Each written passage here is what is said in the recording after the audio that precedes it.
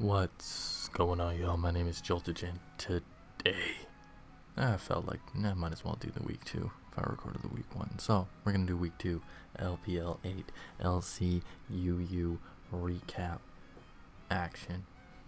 First game, we've got Kip versus JuanSG. Kip obviously over here, Juan over here.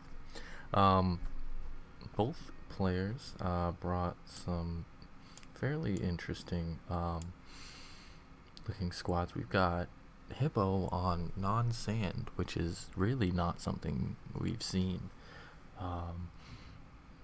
like at all.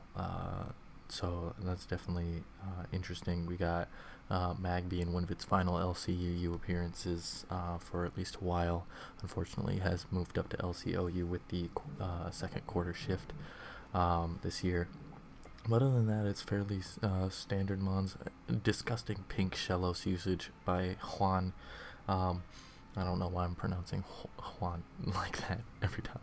But other than that, like, again, very standard. We've got a very bulky defensive core of Hippo, Shellos, Oddish, and then we've got Pancham, Stunky is like your mid-ground, like both offensive and defensive mons, and we've got Magby, not a Volt Turn team at all, which is Volt Turn's fairly competent at LCU, so it's interesting to see non-Volt Turn like at all.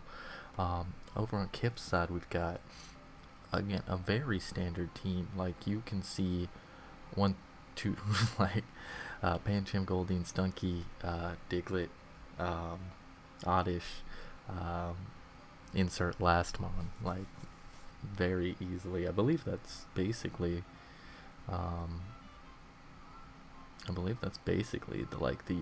Turt team that that TKK was running around with Chincho in the last slot.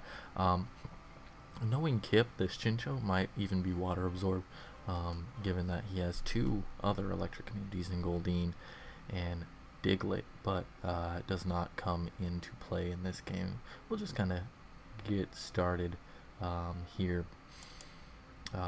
with it. We've got Oddish lead from Juan into Goldine. Pretty positive lead for that, and is going to be able to get off a big Giga Drain. Goldine is very low, does get the knock, which is good, but is going to be very low, which is pretty problematic when there's a Magby on the other team. Magby, speaking of the devil, Magby is going to come in. Berry Juice Magby, not something we're used to seeing. Life Orb is generally the better set in LCUU, but it is going to pop that Berry Juice and threaten out the Oddish. Reveals the Thief, actually. Pretty interesting idea, and steals the Choice Scarf from the Chincho. Wants to get out of there, obviously. Now, Kip reads that, goes to his Oddish on the Pancham, misses the Sleep Powder. Magby may or may not be Vital Spirit. How aggressively he switches it into the Oddish, you know, it's not unreasonable to me that it could be Vital Spirit. But unfortunately, we'll never know, as the Sleep Powder misses anyway, and Oddish drops to the Fire Blast. Chincho comes out and tries to predict the Oddish entrance, but Juan decides to stay in and fire off a Fire Blast. Maybe just perhaps expecting Kip to double out or something, but misses, and Kip's gonna take this next turn to Volt Switch out on the incoming Stunky, whose Berry Juice is popped, as Kip's gonna go to Dig. Obviously Stunky doesn't want to deal with Dig, but Hippo perfectly fine with it. Dig takes this time to set rocks, and is going to go to his Panda on the Hippo, who's going to set rocks of his own. See what this Panda's working with. It is Mold Breaker, so Shellos isn't exactly super free. Just going to fire off a Drain Punch as the Magby is sacked. We've got Panda on Panda violence happening here, but Kip decides I don't want to deal with that, as Juan just goes right for the Swords Dance on the incoming Diglett. Diglett's Iron Head does an absolute ton, but Panda does not flinch, and is able to take it out with the Drain Punch. Speed lowering as a nice parting gift for Kip. It's going to force the Panda out of the Stunky as Stunky comes in, and Hippo's going to come in to deal with that. Evo Hippo should never have any problem with Stunky, no matter what it is. And that Life Orb play rough damage doing absolutely nothing. Kip's really been liking physical Stunky lately, I've noticed. So that's just an interesting note. Panda's going to come in on the Hippo once again. This time Juan goes to his Oddish on the Drain Punch. A little bit of health regen there, but not anything too consequential. We're going to see the Gunk Shot not quite take out the Oddish, and Panda's going to go to sleep as Oddish goes down to the sand. Very unfortunate turn for Kip. Clearly didn't have the Zen headbutt, but it's forced out. As Goldeen comes in on Juan's Panda and is going to be sacked to the Drain Punch. Chincho comes out. Remember, this was scarfed, but is no longer. Misses the Hydro Pump, unfortunately, and is going to drop to the Drain Punch. Hydro Pump would not have killed the Panda, but it would have done a very sizable chunk, and it's pretty much all over but the shouting for Kip here. As Stunky's going to come out, play rough, not quite enough to take out the Panda from full, but nor is Drain Punch quite enough to take out the Stunky. Just going to get a defog off here, and Panda's going to come back out.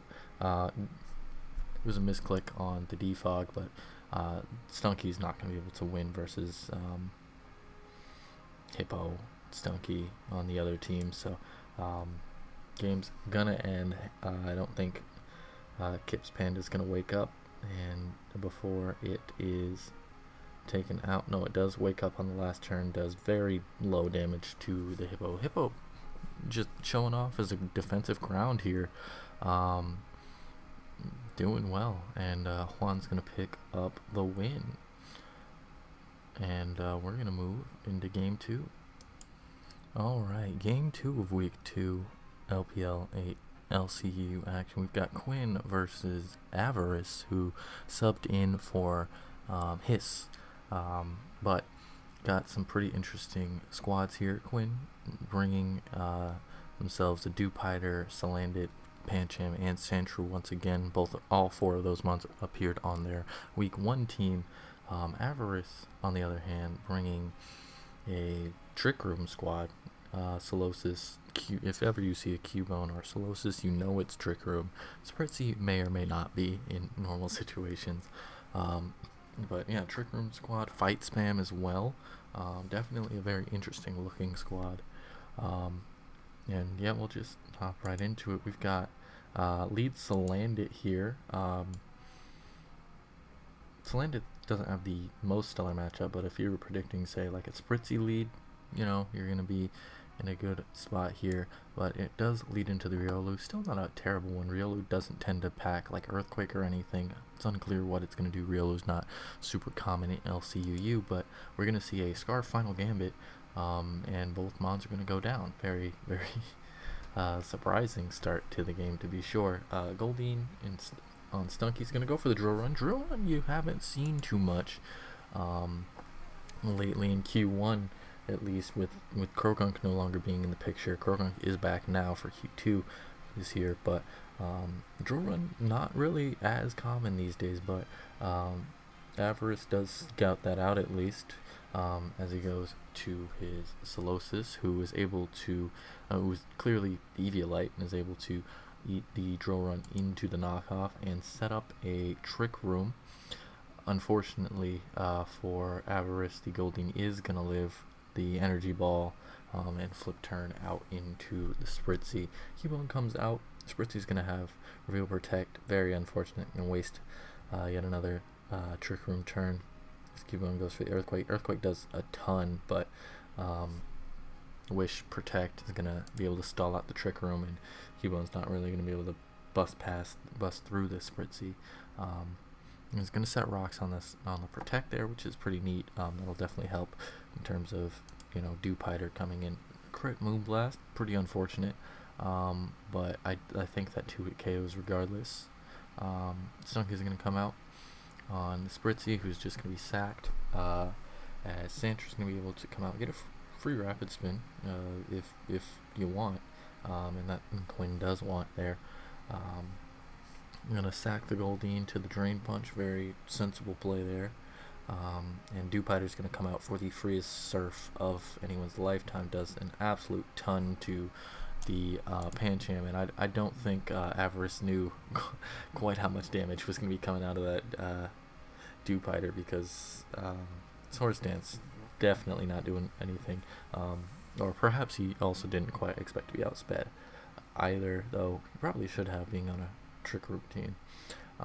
But yeah, Dewpider, very strong mon, is going to be able to 2-8 Pancham before it even gets a hit off. Pancham probably didn't have anything able to hit the Dewpider anyway. Does not commonly carry Thunder Punch or Stone Edge, so likely all for naught anyway. But I would have stayed in there as Dewpider and just fired off a surf, but Quinn just goes to the Sandshrew, works out just fine. Is able to knock off the Stunky. Does get an unfortunate flamethrower burn, which is going to allow Spritzy to come in and set up and set up a nasty plot. Surprisingly, not a trick room, especially. I mean, on the first one, it's fine, not a trick room, but a second nasty plot here is weird.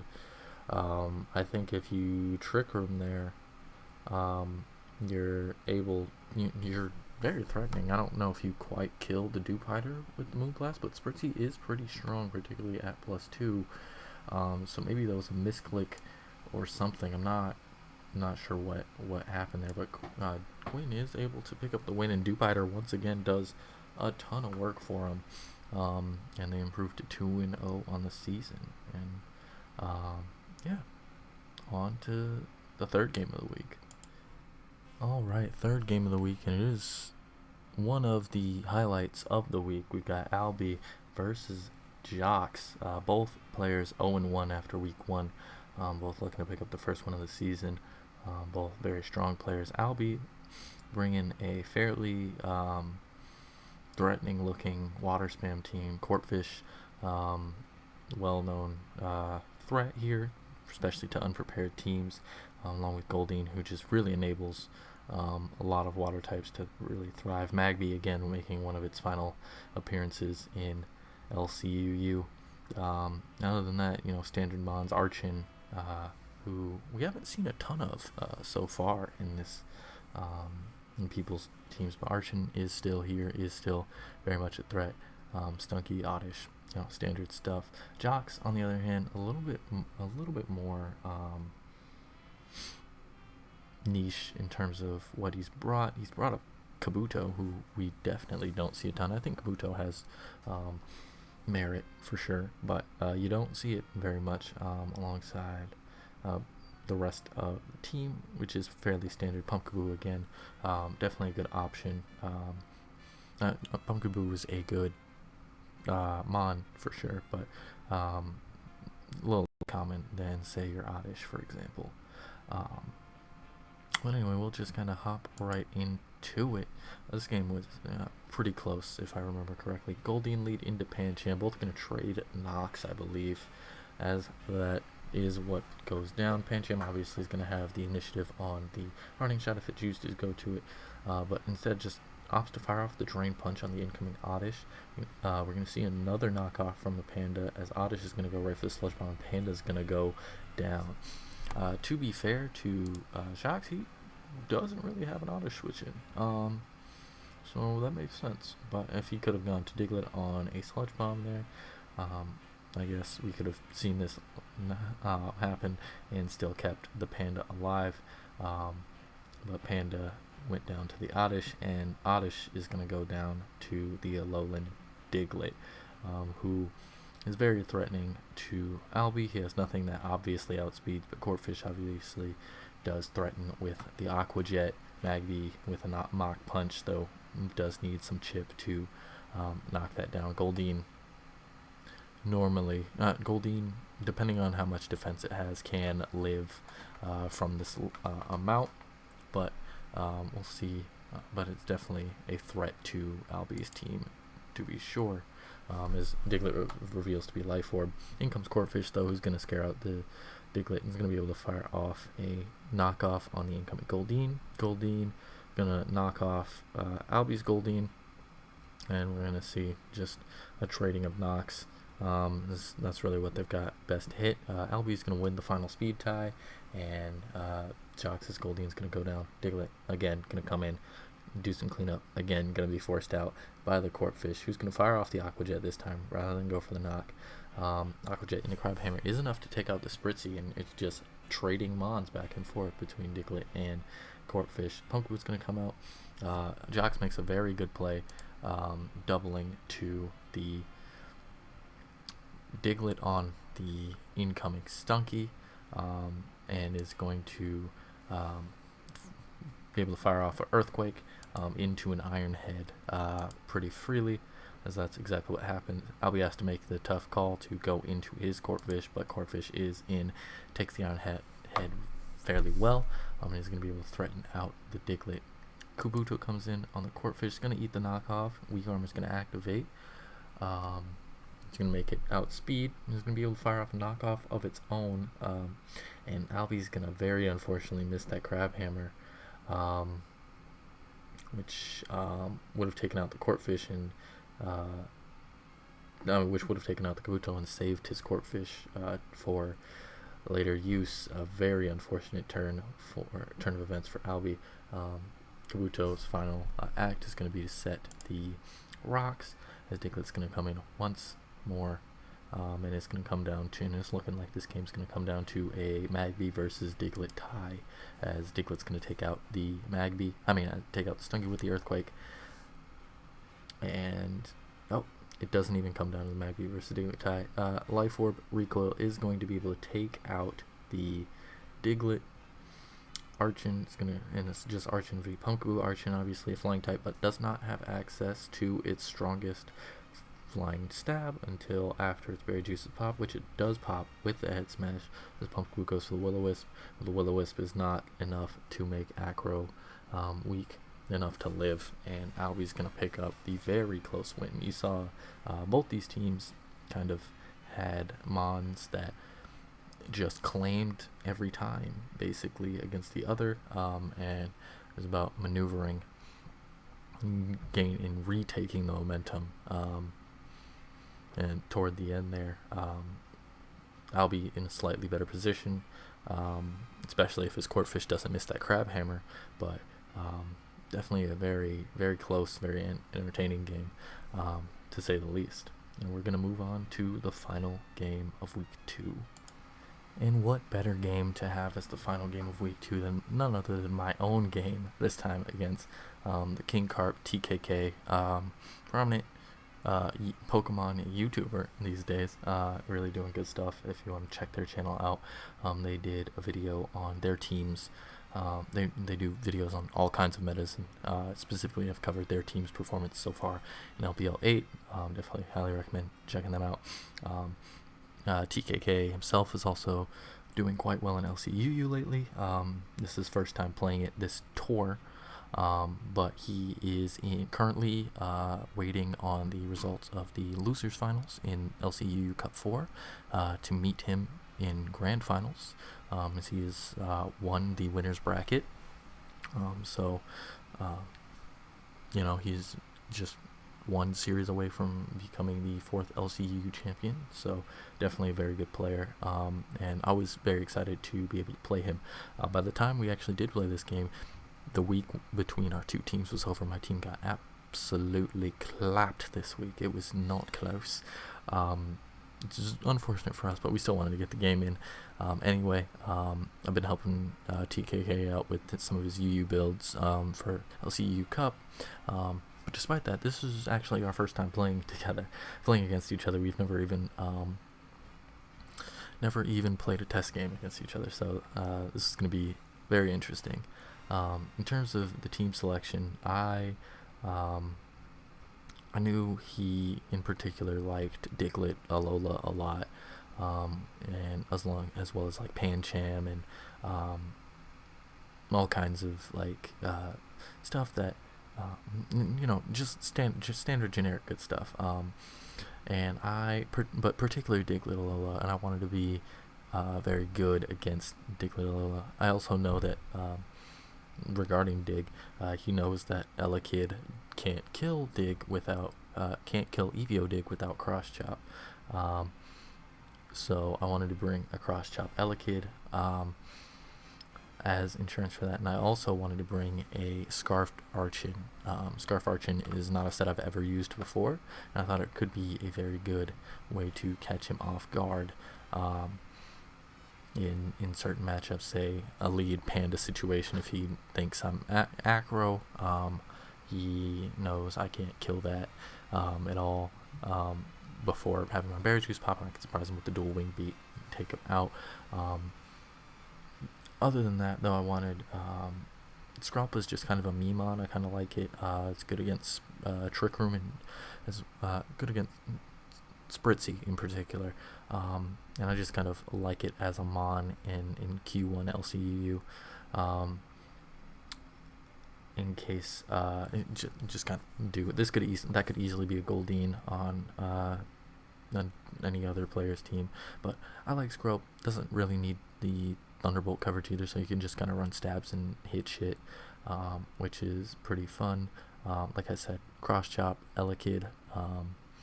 Just Elekid really destroys certain teams, including certain structures that TKK has brought before, particularly ones that rely on Diglett as their primary electric immunity. The leap for the Courtfish matchup, though we'll see in the game, TKK's Courtfish is very well equipped to handle this leap. Sandshrew just as spinner, electric immunity, general good mod, and then Pancham. TKK on the other hand brought sand. After I sand Albi last week, I get sand this week. Luckily, I do have that Laleep and have that Sandshrew, so it's like, I can have ways to combat the sand, but he's got very threatening mods, including that Courtfish. I have 2 water resists, and then a bunch of mods that really struggle to deal with Courtfish. Magby I'm not too worried about, given that I've got the sand from his end to make my Sandshrew outspeed. I've got my Scarfed Archon. I've got Elekid who naturally outspeeds. If it's a 1v1 situation, my Scrup's relatively healthy. I know Scrup can take it out.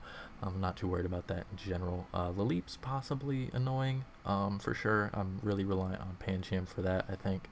But overall, I've got outs. Might be a little bit of a unfortunate matchup generally, but I think I can. But I've got outs to play it. But we're gonna get right into it. I'm gonna lead Archon in this game.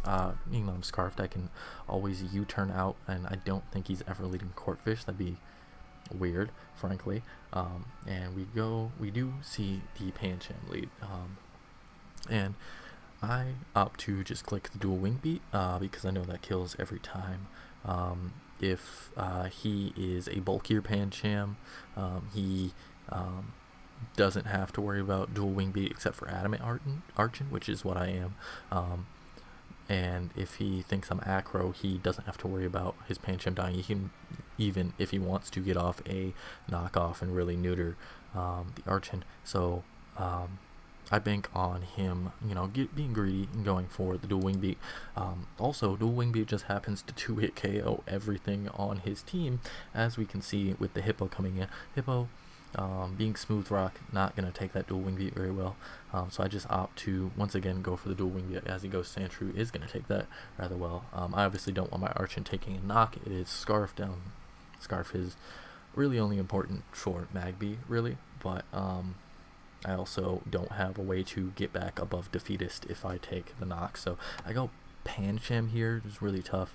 Wanting to keep, mainly just decided I wanted to keep my Laleep healthy for the Courtfish because I determined that was going to be the best way to play against it. So I go to Pancham, eat a knock, which is fine. And I just decide he doesn't have a fight resist. I'm just going to fire off a Drain Punch as he goes to his own Pancham, and it's going to do an okay amount. I know my Pancham's slower. I could have here. I have one fight resist, and I've got a fight check in Archon. I can't go to Archon, obviously. Fear of knockoff, fear of just taking too much damage. I can go to Scrub. Don't know if he's going to have the Zen Headbutt. I know he's not as high on Zen Headbutt these days with Spritzy around. But I opt to just kind of stay in, fire off my own Zen Headbutt. Predicting, I think on that turn I was predicting him to go for the knock on a Skrelp. And if he goes for the knock, my Zen would have been able to take him out from the HP he was at, but he instead goes for the drain. Probably just not a good play on my part. I probably should have went Scrub in general first there, because Scrub, he has a switch into and leap, particularly with Sand Up. But other than that, nothing else really wants to handle it. And we don't know if he got Zen or not. But I know I'm slower. But I do want to preserve, so I do go Scrub this time as he goes for the Drain Punch. Doesn't do anything really at all. And then here, rather than preserve the Panda, he decides to sack it to get my Scrub knocked off. As I go for the Sludge Bomb in case he wanted to try to preserve it to go for the leap. Had I flip turned there, I could have had a Sand turn with my Sandshrew in, to have probably forced in Corphish, or I could have maybe done some stuff basically, but or gone the leap in particular with Panda down, felt pretty okay with my position. But instead we're gonna have Sandshrew come in with the last turn of Sand, and it's gonna be able to take on my Scrub. I thought about preserving Scrub for Corphish, but I'm not gonna outspeed Corphish, and I'm already knocked off. And if it gets up an SD or something, it's like I'm not gonna be able to live the +2 knockoff. Regardless, so I just decided to sack the Scrub. And as Sand ends, unfortunately, because my Panda's slow, I can't go to that. Really wish I had fast Panda for this turn in particular, but I do go out to Archon. Which is going to be able to threaten out the Sandshrew. We know Dual Wing Beat, 2-hit KO, and it's going to 2-hit KO everything, or Elko everything. But TKK makes the good play, goes out to his Hippo, sets up another 8 turns of Sand, and once again under the Kosh. See, instead of going to his Sandshrew first, goes to his Corphish. So I'm like, alright, cool, the leap, fine. The knockoff, the leap switch in was pretty obvious, so the knockoff was a fairly safe play on TKK's part. I could have, I guess, thought about staying in on the predicted knockoff there, but obviously I'm not killing, and like that, it's just kind of a dumb play. So the leap was fair play, and unfortunately it reveals that TKK's Corphish is not set up at all as 4 attacks, and is going to be able to take out my Lily with the superpower, which was very unfortunate for me, as I was really relying on Lily for Corphish and like water types in general. So now we've got Elekid, but Elekid is going to come in. Elekid is Life Orb, but Corphish having minus attack, the risk of dying to an Aqua Jet is obviously minimized, and I'm going to fire off a Psychic here.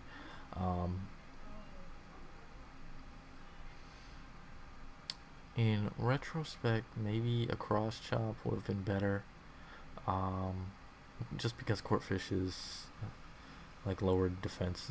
Corpfish's Spadef is way worse than his actual defense, but on the chance that the Laleep comes in, that may have been better. Laleep doesn't come in though, and as I fire off the Psychic, Magby does, and I crit it, and it dies, which is kind of unfortunate for TKK. Magby would have been able to live that and fire off like a Mach Punch or something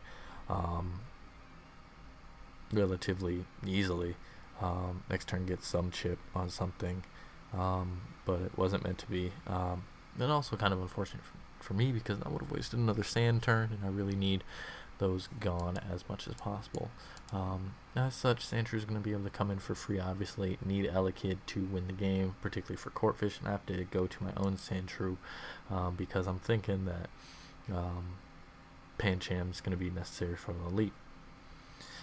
So I go to my own Sandshrew here, eat the knockoff. Unfortunately, am just unable to kill his Sandshrew.